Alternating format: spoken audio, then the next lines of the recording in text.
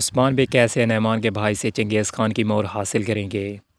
اور نعمان کو کس چیز کا ڈر تھا جس کی وجہ سے اس نے اورحان بے کو قید کر لیا۔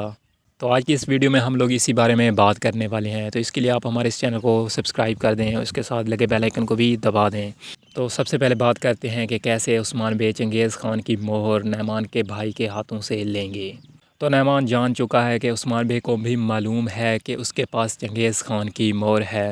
تو اس مہر کو لینے کے لیے وہ بہندر بے کو بھیجے گا، کیونکہ نعمان بھی جانتا ہے کہ عثمان بے مہر کے بارے میں جان چکے ہیں، اور وہ اپنے بھائی سے مہر لینے کے لیے بہندر بے کو بھیجیں گے،